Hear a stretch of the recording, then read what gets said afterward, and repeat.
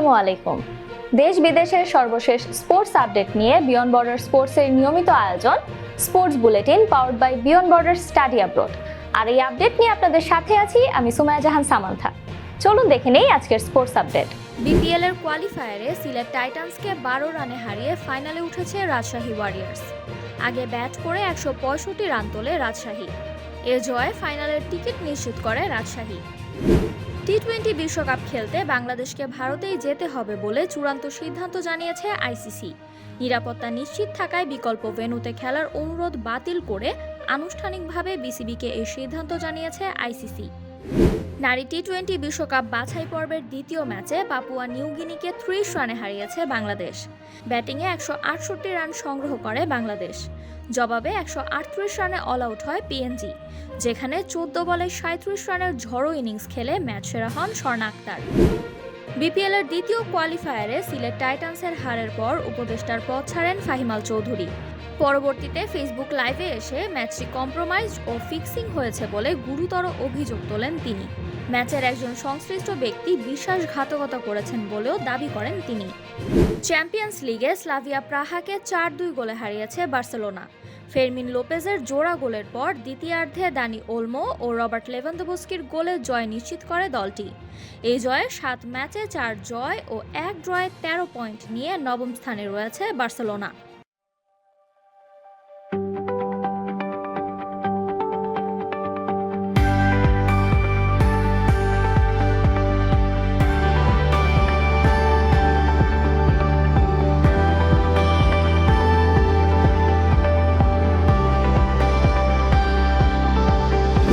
টি-20 সিরিজের দ্বিতীয় ম্যাচে আফগানিস্তানের কাছে 39 রানে হেরে সিরিজ হাতছাড়া করল ওয়েস্ট ইন্ডিজ।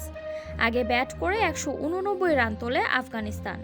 জবাবে 150 রানে অল আউট হয় ওয়েস্ট ইন্ডিজ, যেখানে আফগানিস্তানের হয়ে হ্যাট্রিক সহ 4 উইকেট শিকার করেন মুজিবুর রহমান।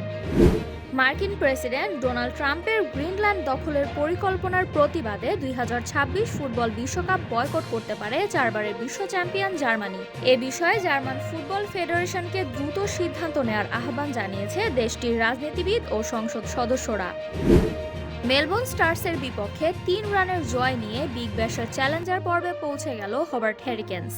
বৃষ্টির কারণে নকআউট ম্যাচটি নেমে আসে 10 ওভারে। টস জিতে আগে ব্যাট করতে নেমে 114 রান সংগ্রহ করে হোবার্ট। পরে রিশাদ হোসেনের বোলিংয়ে জয় নিশ্চিত করে হোবার্ট। চ্যাম্পিয়ন্স লিগে মার্সেইকে তাদের মাঠে 3-0 গোলে হারিয়ে সব প্রতিযোগিতা মিলিয়ে টানা 13 ম্যাচ অপরাজিত থাকল লিভারপুল। ম্যাচে সোবোসলাই ও গাকপোর গোলে জয় পায় ইংলিশ ক্লাবটি। এই জয়ে 15 পয়েন্ট নিয়ে গ্রুপের শীর্ষ 8-এ অবস্থান করছে লিভারপুল। নিউজিল্যান্ডের বিপক্ষে প্রথম টি-20তে 48 রানে জয় পায় ভারত। টসে হেরে আগে ব্যাট করতে নেমে 7 উইকেটে 238 রান সংগ্রহ করে ভারত। জবাবে 190 রানে থেমে যায় নিউজিল্যান্ড। এছাড়া ম্যাচে 22 বলে হাফ সেঞ্চুরি করে বিশ্ব রেকর্ড গড়েছেন অভিষেক শর্মা। এই ছিল আমার হাতে থাকা সর্বশেষ স্পোর্টস আপডেট। এছাড়াও আমাদের সাপ্তাহিক cricket analysis show the analyst angle এবং football show the football insight দেখার আমন্ত্রণ জানিয়ে বিদায় নিচ্ছি আমি সামান্থা। আরও আপডেট পেতে সাবস্ক্রাইব করুন আমাদের ইউটিউব চ্যানেল এবং ক্লিক করুন বেল আইকন। ফলো করুন টিকটক ও ফেসবুক পেজে।